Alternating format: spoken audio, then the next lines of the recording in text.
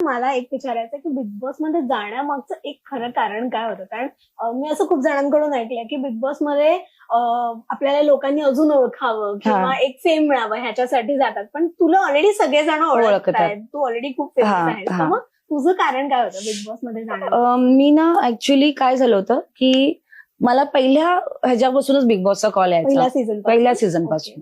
आणि मी तेव्हापासून मला नाही करायचंय, मी बिग बॉस साठी नाही आहे, मी बिग बॉस खेळू शकत नाही.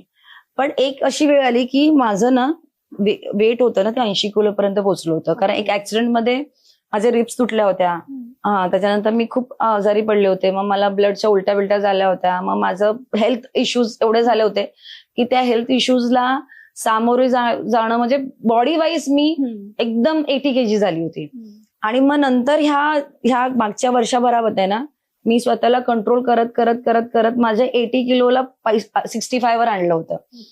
सो मग मला असं वाटलं की मी हे जे ट्रान्सफर केलंय स्वतःला, हे मी कसं दाखवू? मी लोकांपर्यंत कशी येणार? लोकांना कसं कळणार माझी एवढी मेहनत, हे जे मी केलंय ते?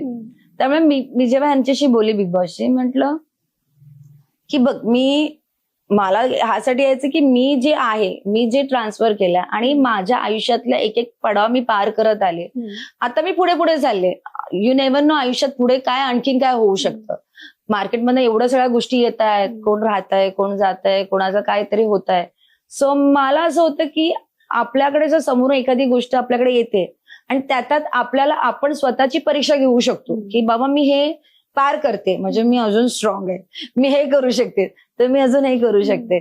सो मला असं होतं की ते मी जर 100 दिवस पूर्ण केले तर मी माझी एक जर्नी, एक म्हणजे ते पिशवी यादो की पोटली असते त्यात ठेवेन आणि ते सगळं मस्तपैकी बांधून ठेवेन. कारण पुढे पुढे जातात आता कधी ना कधी तर सगळ्यांना बाय बाय करायचंच आहे, कधी ना आज ना उद्या सगळ्यांनाच जायचंय.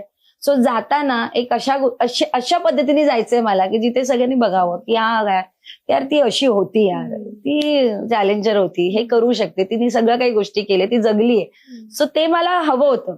ती परीक्षा ही माझी स्वतःची होती की लोकांनी मला ते पाहावं की मी कशी आहे, मी कशी राहते, मी हेही करू शकते, मी तेही करू शकते. आणि असं माझं आयुष्यातलं ते ठाम मत होतं आणि त्यासाठी मी ते बिग बॉस मध्ये गेले होते आणि मी सगळं केलं.